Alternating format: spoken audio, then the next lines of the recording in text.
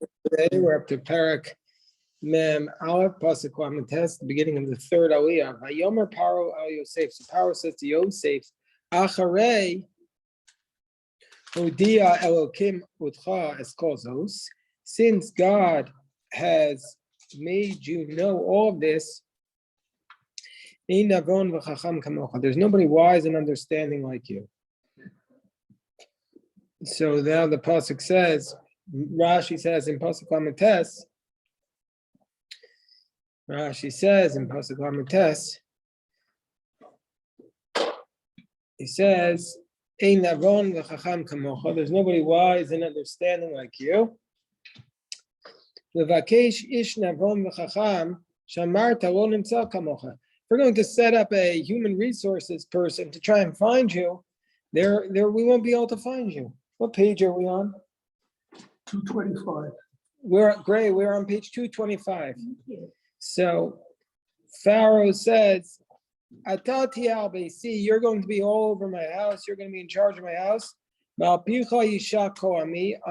the basis of your words, all my people will be sustained. Only the throne will make greater than you. Let's see what Rashi says. Yishak.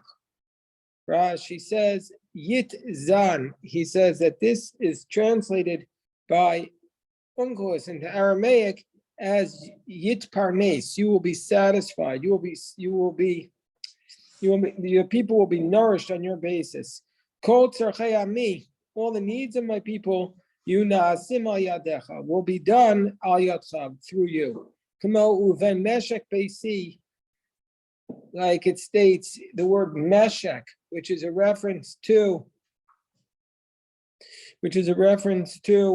Avram and his servant. He says, Meshach Beisi Huda Mesech Eliezer. So that's what he is saying here. That the word Meshach means support. Ukamo Nashkuvar. In French, it's the word garnison, which is like garnish, to equip, to provide. Say the only thing that will be above you, currently Melech, is the throne. That they're going to call me king, you're not going to get the title. Kisei is a lashon shem hamalucha. This is a language that expresses the kingship, as it says, "Vayigdalas kiso mikisei Adoniya Melech." So that's a reference to Solomon. He made his throne greater than the throne of Adoniya Melech. So now verse 41, Vayomer Paro al Yosef, for ein nasati oscha al kol eretz Mitzrayim. And Pharaoh says, look, I placed you over all of Egypt.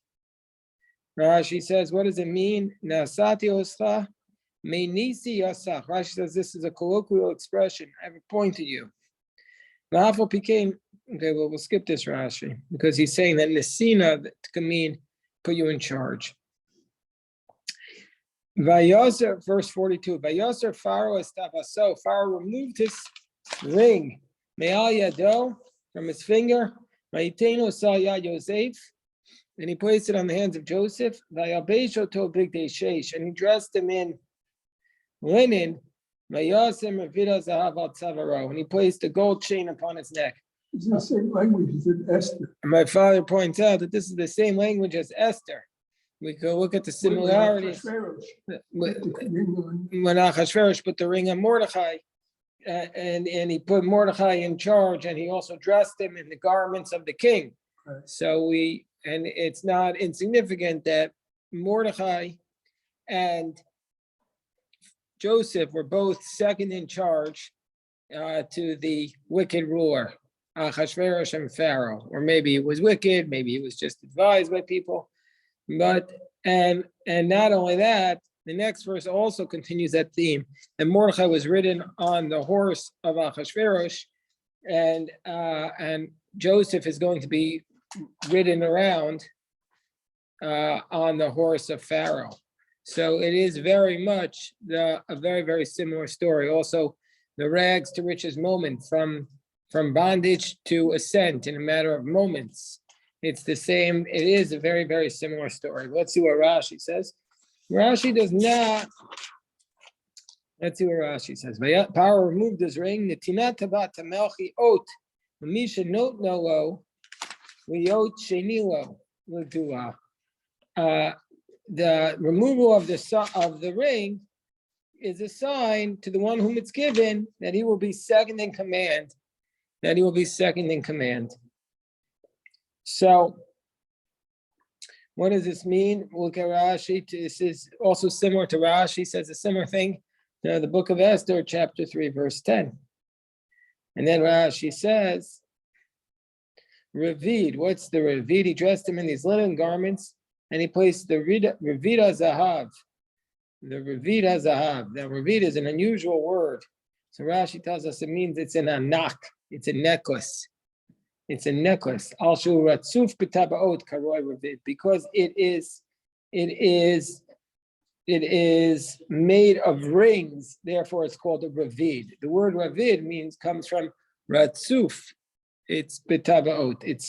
It's made of rings. And Rashi tells us other similar words. Marvadim ravadati arsi means ratzafti arsi martzafut.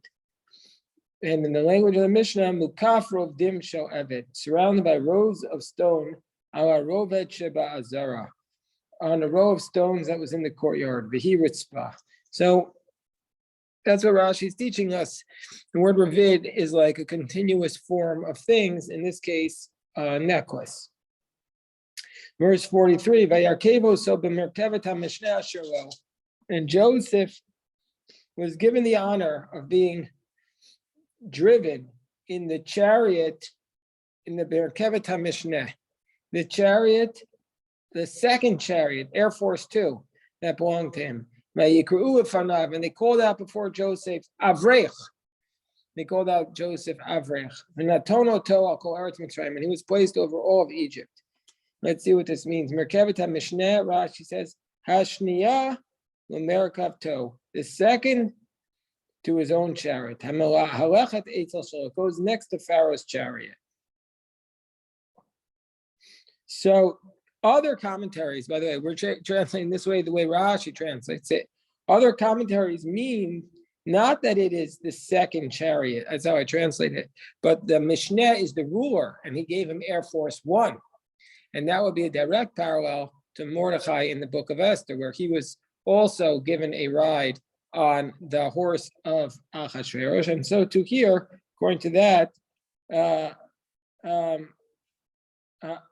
according to that approach, he really was the chariot of Pharaoh, not the second in command. So Rashi here is not the main approach of the translation. And then he calls it they called him Avrech. They called him Avrech. Why? Kitar Gamo.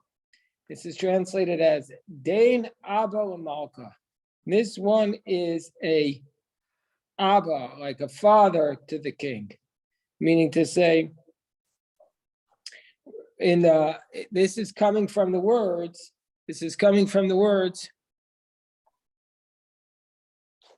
Hold on one second. This is coming from. You had a question, Jerry? Yeah. I'm wondering whether in Egypt, if you opened up an Egyptian dictionary, would this word be translated the way Rashi or whoever translates it? So it's a very good question, because really the way it is, Rashi's translating it as though it's a Latin word, because he's saying as a cognate, like a combination of Latin and Hebrew together. Av is father, and Rach, Avrech, is from the Latin meaning Rex, king. So Rashi's combining the Latin and the Hebrew. It seems that it does seem difficult, because that's what Rashi says. Let's read the Rashi. Rach, the Lashon Arami is Melech. Rach in the Aramaic language means king, but really Rashi means in Latin is king. And Ba'ashutfin, lo recha v'lo bar recha. So in Aramaic it means the same thing. He's not a king nor the son of a king in Baba Basra. So we see this same idea. We see this same idea there. but that in languages, in Aramaic and Latin, Rach means king, and Av, Rashi says, means father. So that's what it means. But then Rashi says, "B'divrei Agadah," in Agadah, Darash Rabbi Yehuda. We learn in the Agadah, Rabbi Yehuda taught Avrech is Yosef. Avrech is a reference to Joseph. Shu Av b'chachma, because Joseph is the father in wisdom. Virach Teshanim. Yeah, according to the Midrash, Rach does not mean king. Rach means tender. So he's very smart, but yet he's very tender in years. It's a combination of Av and Rach, father and tender. Amaro Rabbi Yossi ben Durmaskis. Ad matay ata me'avei soleinu asaksuvim.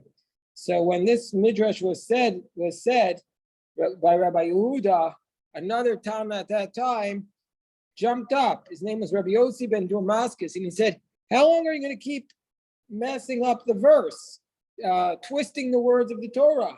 Ein avrech elo lashon birkayim." The word avrech means knees. It comes from the word knees, meaning to say shakol yu nichnasam yotzim tachas yado, that everyone comes in and leaves under his authority, meaning to say they all bend the knee. As it states, V'nataun oto, that you put him in charge. So that's why basically there's a lot of different approaches, because nobody really knows what this word means. So we have three approaches. Is it like the father to the king, or is it like father and wisdom and young in years, or is it from knees that everyone bends the knees to this man? Okay, we continue.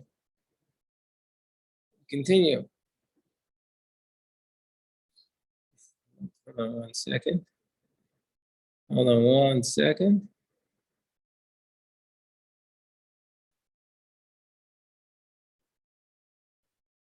All right. Hold on.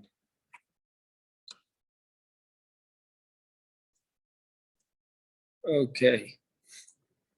So now the next verse states, Vayomer Paro Yosef, Pharaoh says to Joseph, Ani Pharaoh. Seems a little strange that Paro has to say to Joseph, I'm Pharaoh.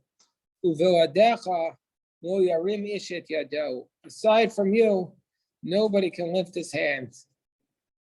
Ve'traglo b'chol eretz Mitzrayim. And his foot in all of Egypt. It seems a little strange. What is the I'm Paro? Like as though Joseph doesn't know who Pharaoh is? Let's see what Rashi says. Ani Pharaoh. Sheyesh Yecholet biyadai l'gzor gzera malchutai v'ani gozer shelo yarim ish et yado shelo be'odecha shelo b'rshutcha. He says, no, what it means is I'm the Pharaoh. I have the right to make a decree that nobody can lift his hand aside from you without your permission. That's what it means. I'm Pharaoh. I make the rules here. Alternatively, Ani Paro, Ani ayem melech. I'll still be king. Alternatively, means Pharaoh saying, I'll still be king. Except the throne. This is like similar to where he says only the throne is above you.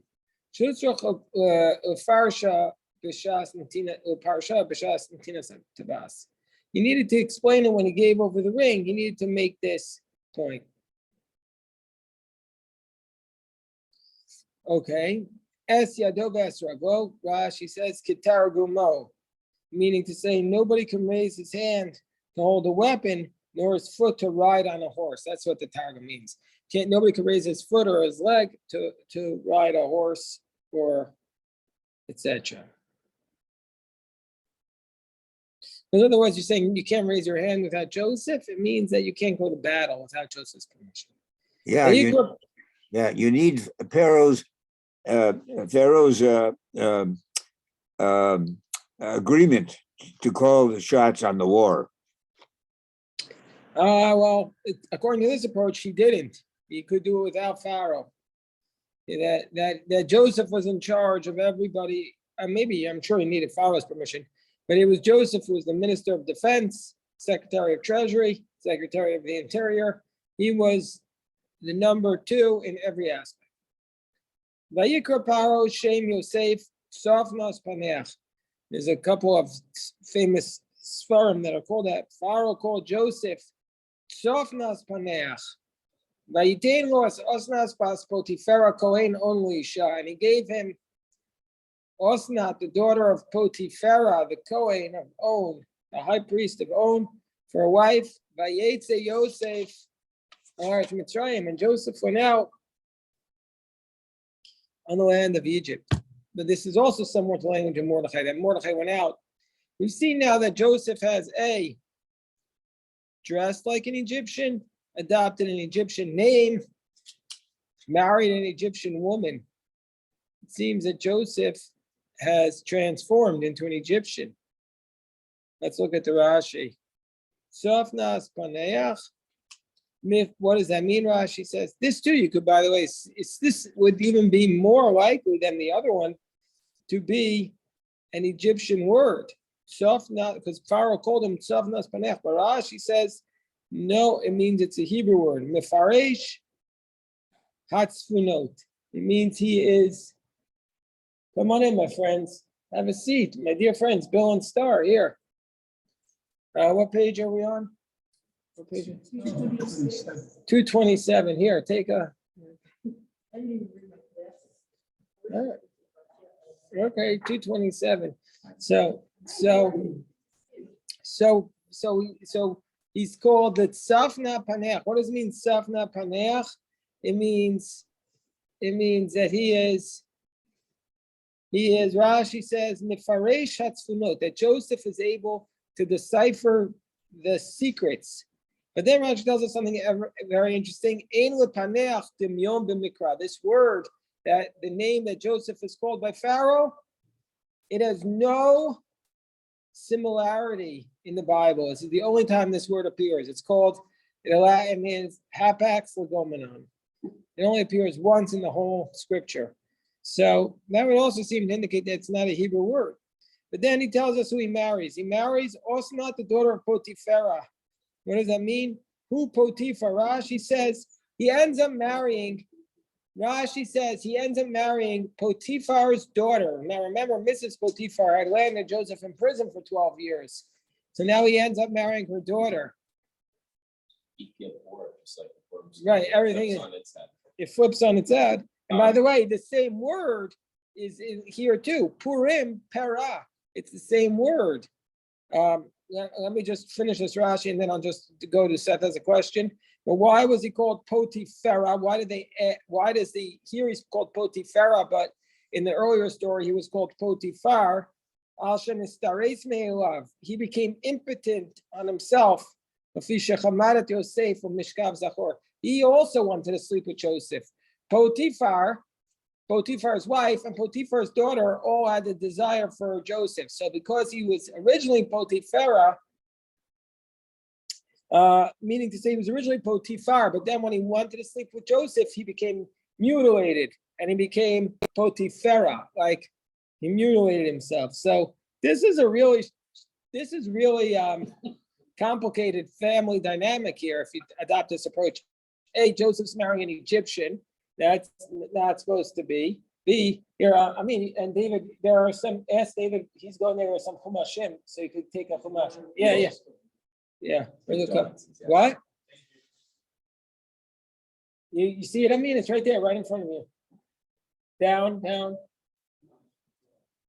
Okay, so it's a very strange dynamic that Joseph is enslaved by Potiphar, seduced by Potiphar's wife, and then marries Potiphar's daughter. Okay, what page are we on? 227. Okay, Seth, what was your question? Well, I guess another question would be, does he have to give kavod to his mother-in-law that got him put into prison to begin with? It's a very, very, very, what about to his father? Yeah. Well, right, but my other question was actually, the Munach Segol, there's a double Munach Segol trope over his name, Panea.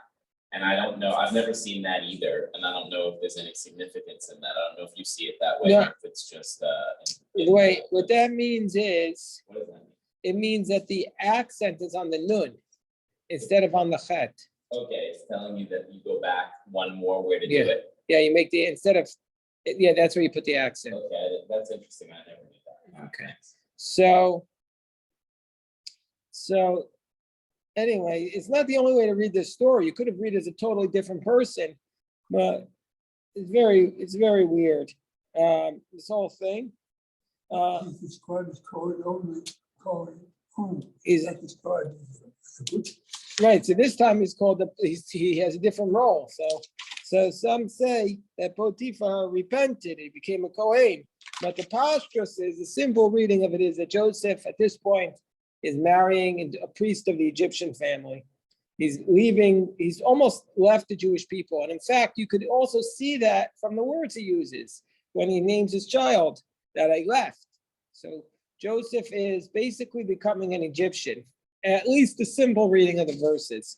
The simple reading that he's Egyptian name, Egyptian dress, Egyptian job, Egyptian wife. And how old is he? 30. Oh, Amin, can you do me please a favor? If you go to the front door, there's a man waiting there with donuts He to brought, give he us. came in and left him over. Oh, he there left him also. there? Okay, fine.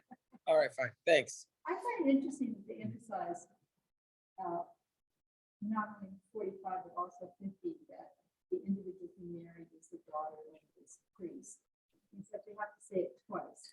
Why, it's like, So- we want to be very clear here that there's a It's a very good question. former lover and perhaps the daughter of that marriage. It's a very good question. Why does it have to say it twice? And we're going to see in a few moments that, or I don't know if we're going to see it this week, next week's parsha makes a point, or maybe it's this week, I forget, that all the people are excluded, that when Joseph and Pharaoh confiscate the land of all the Egyptians, the priests are excluded. So he excludes his own family from the confiscation. The Jews and the priests are excluded from this. So you could see why there might be some, if I wasn't afraid of saying something I'm not supposed to, I would say that you could say that Joseph, you could see why the Egyptians maybe weren't so thrilled with what Joseph did. But I'm not saying that. Okay, so There's not a possibility that, if they keep emphasizing that it is the daughter of this priest, it's not a possibility that this wife is the product of his relationship with the Pharaoh's wife, right? I mean, she's too old for that. Pharaoh's wife? Yeah, because he had a relationship with Pharaoh's wife, right? Who had a relationship with Pharaoh's wife? Where is that? I never. Yeah. I mean Potiphar's wife. No, there was that was she attempted, but it never happened. Oh, Never. That's what we. okay. Now you're. It It wasn't real. Yes. Oh wait, we have to pray, my friends. I'm sorry. The time has come. On that note, Joseph is 30, and we're going to pick this up, God willing, tomorrow. Now we're going to pray. Hey, Yashikov to everybody.